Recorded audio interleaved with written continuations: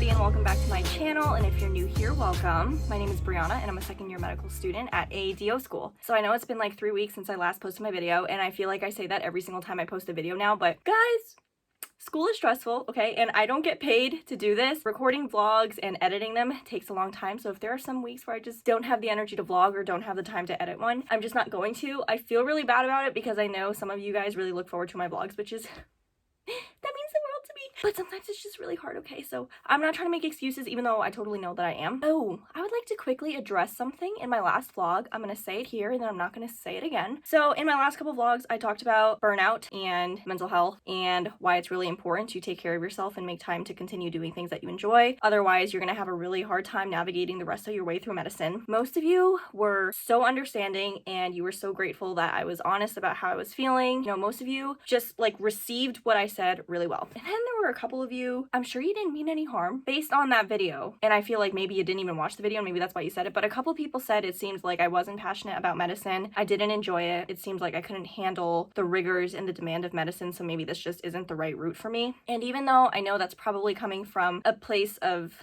like compassion and you care about me and you just want to make sure I'm making the right choice for myself, I just don't understand why you would say that to anyone who is in medicine, because medicine is hard. And once you're a doctor, it's still hard. And if being burnt out and having bad mental health days means you just shouldn't be a doctor, we would literally have no doctors. We would have no nurses, we would have no PAs, we would have nobody in healthcare. I just didn't super appreciate those comments, and I'm not trying to be an ass right now by saying that, but that's just how I felt. I felt like it was kind of ignorant to just say you should probably not be a doctor based on the fact that you're so burnt out right now. We would have no doctors if that was the case. Anyway, now we're moving on. I did not vlog last week because I have 3 exams in a row over the next 3 weeks. So I had my Omm Live Exam last week on Thursday, so that was 4 days ago. I want to talk about that a little bit because there is some frustration that has been festering from that exam. I just finished taking an exam today. I had my clinical skills written exam. It was like 112 questions.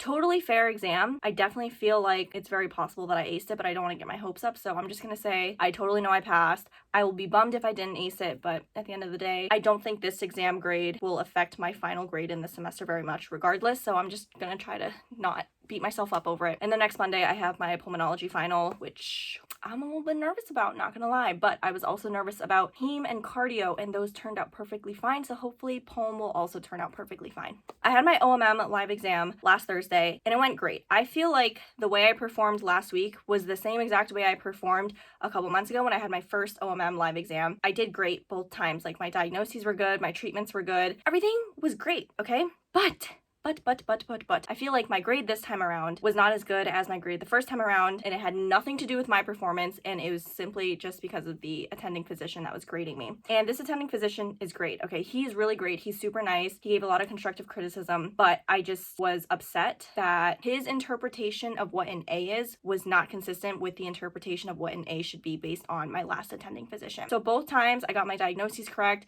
my treatments were correct. Was I absolutely perfect performing at the level of an attending physician? No, of course not. And both physicians agreed that they did not expect that level of accuracy or perfection from me anyway, because I'm only a second year. The first time I took my live Omm exam, my attending physician said, "You are amazing. Were you absolutely perfect? No, but I don't expect you to be. However, I still agree with all of your diagnoses. You get an A." My second attending physician from this last Omm exam said, "You were great. I agreed with all of your diagnoses. Were you absolutely perfect? No, and I don't expect you to be. However, you're still gonna get a C." So I'm just kind of bummed, and I know in the long run that's not gonna matter. It's just frustrating. Again, the lack of standardization between graders and yeah, whatever. So that's where we're at. I just finished taking the OCS exam and now thinking about the fact that I have to start studying for the Pulm exam again. Oh my god. Oh my god, help.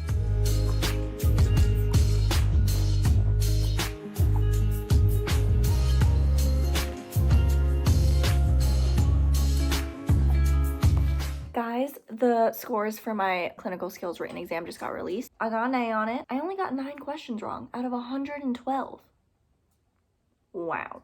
That's very good. It's very good. I don't really know how the grading at the school works, but considering how many things I've gotten A's on or E's on at this school, pretty sure I definitely high passed it. I maybe even honors it. Oh my gosh, I didn't even tell you guys. So I know I always talk about like, oh, I didn't do that well on this, or oh, I'm disappointed that blah, blah, blah. And I never really like talk about the times when I'm really proud of myself, but there's a thing that happened. Like a month ago, I told you guys that I had my CSA, which was my clinical skills assessment, and that thing is apparently worth like 50% of my clinical skills grade. Basically what happens during the clinical skills assessment, you go see a standardized patient, you have to take a full history on them, do a physical exam of 2 different systems. So for me, I did the cardio and respiratory physical exams, and then you have to discuss what you found, your diagnosis, your treatment, whether you're going to do OMM, patient education, the assessment and plan, and then you have to write a SOAP note. And basically in any of those cases, if you forget to ask one thing or forget to say one thing, or you forget to do one thing on the physical exam, or you run out of time, your grade like automatically drops from an A to possibly a C. There's a lot of space for you to make one tiny mistake and then for your grade to suffer a lot. So I was kind of nervous about that because I had really high hopes and I had really high expectations of myself. And then I got my grade back. My attending physician wrote, "You rocked this. This is the highest anyone has ever scored." What? Me, regular schmegular b.eeana scored the highest score that anyone has ever scored on that thing. I'm not trying to brag right now. I'm just shaken that I was able to do this. I scored a perfect score on the CSA. Like I did not miss a single thing, and I just thought I would share that because it's like something I should be really proud of. But now that I know I can do it, if I don't continue to do it every single time now, I feel like I'm gonna be really disappointed in myself. And that's, man, I'm toxic. I'm gonna get back to studying for my Pulm final now. Currently 6 o'clock on a Wednesday. It is pitch black outside and it's like the outside's telling me it's time to go to sleep, but this study guide that I've been working on for 5 hours is telling me I still got a long way to go. The pulmonary final on Monday is probably going to be about 120 questions long, and this study guide is 100 questions long. Like, are you really guiding my studying at this point? One of the learning objectives was like, make sure you know A, B, C, D, E, F of the following diseases, 1, 2, 3, 4, 5, 6. And I was like, okay, yeah, sure. And then I go to that professor's lecture, and literally that one learning objective encompassed his entire lecture. Sometimes I wonder how I do well on exams because the amount of information that needs to be in here for me to do well is absurd. I don't even know how there's that much in a brain.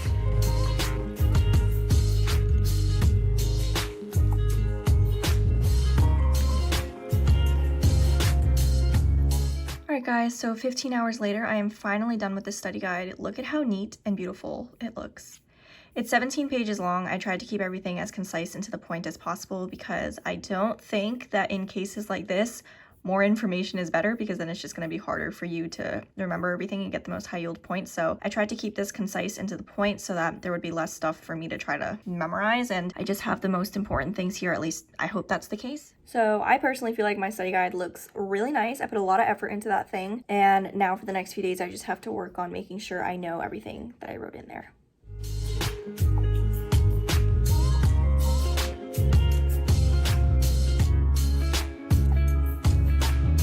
Happy Sunday, everyone. It is the day before the exam, and I kind of don't know what I'm doing at this point. I know I've told you guys in the past that I'm not the type of person to really study the day before an exam because I don't think you're really going to learn anything life-changing at that point. So whatever you know by Saturday before a Monday exam is probably what you're going to know for the exam. Usually when I study on Sundays, like I'm about to right now, it's because I feel obligated to, just because there's like a whole another day. But yesterday I really thought I was going to be studying for maybe 8 to 10 hours because I thought there was going to be a lot of material that I was unfamiliar with, but it only took me 2 hours to go through my study guide. And although I haven't mastered all of the material perfectly, I feel like I know a large majority of it, which was shocking to me because, like I said, I thought it was going to take me many hours to go through the study guide because I thought there was going to be a lot that I had to learn on the spot and a lot of things that I would have to try to like connect the dots with. But I seem to have already made a lot of those connect the dots. I've already connected a lot of the dots before I studied yesterday. So I guess I actually knew a lot more than I thought I knew. So yesterday was weird because usually the Saturday before an exam, I do spend like 8 to 10 hours going through all of the material, but yesterday it only took me about 5. And that makes me worry because I can't tell if I'm just underestimating the difficulty of the exam or if I'm oversimplifying the material. I could also just be underestimating myself because I seem to do that a lot. And maybe I actually know a lot more than I think I know. So then I was thinking, how is this possible? You know, how could could I feel comfortable with the material when I feel like I barely did anything yesterday? And I realized I spent 15 hours working on the study guide, and although I thought I was just passively typing answers, I clearly was not. I had to do deep digging to find all of the answers, and I had to think about what I was typing so that the study guide didn't turn out to be like 50 pages long. So clearly I had to pay attention, I had to learn the stuff, and I had to be diligent about everything that I was typing in here. So during that process of me writing up this study guide for 15 hours, I guess I was actually studying for those 15 hours.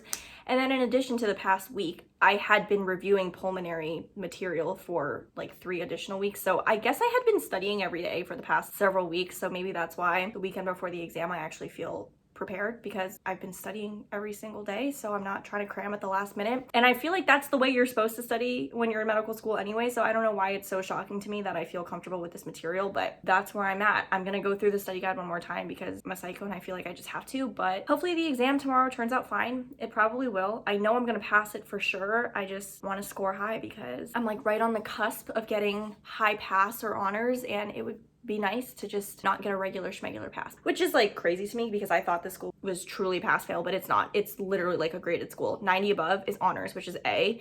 88 to 89 is high pass, which is a B, which like how is a B an 88 to an 89 and then everything else under that is a C or you fail? Yeah, so that's where I'm at. I'm just gonna review the study guide one more time and then hopefully everything is fine tomorrow. All right, I'm gonna keep this short and simple because I am feeling super defeated and distraught right now. The exam was awful. It was really hard, much harder than I thought. There were questions asked that I was not expecting or prepared for. Some of the questions, I feel like I got 2 sentences of information and was asked to determine the causative agent of this person's illness, and I couldn't do it. I felt like I needed more information, and I don't know if I just had like a huge gap in knowledge or what it was, but it was really difficult. I'm bummed because I'm pretty sure now I have a 0 chance of high passing or getting honors, which at the end of the day doesn't really matter, but I was so close, and the fact that this one exam is what's probably gonna ruin that for me is really frustrating. Honestly, even if I had studied more this weekend, I wouldn't have studied the things that I didn't know on the exam because I truly was not expecting them to ask some of those exam questions. So even if I had studied more, even if I had spent more time looking over material, I wouldn't have looked over the specific material on the exam that I didn't know the answers to. I mean, I'm pretty sure I passed and I should just be happy with that. I do think most people found the exam to be difficult, so it's not just me. That's demoralizing. I will see you guys tomorrow when we get our grades, I guess. Okay, everybody, so I just checked my grade on the Pulm exam. To my surprise, it actually went fine, although I will say 14 of the questions were dropped. Do what you want with that information, but I personally feel like when 14 questions are dropped on an exam, probably means those questions were not very great. But that's just me. That's just how I feel. So the exam did get scaled since those questions were dropped. My unscaled score was higher than my scaled score, and I just had like an outburst for the last 10 minutes, which is absolutely absurd because I thought that those 2 points were gonna make or break whether I high passed or not this semester, but it didn't. Like, it's literally fine. So now I'm calm, and I just wanted to let you know I did well on the exam. Did I ace it? No, but I still scored pretty high, and I can't be mad at myself for that. There's 2 weeks left in the semester. My derm exam is in, I think, 12 days, and I've heard that that's the easiest exam we take all semester, so hopefully I kill it and I finish off the year with a high pass. Thank you guys so much for watching this video. I hope you guys liked it, and if you did, make sure you like, comment, share, and subscribe, and I will see you guys in my next video. Bye! Oh, and happy Thanksgiving!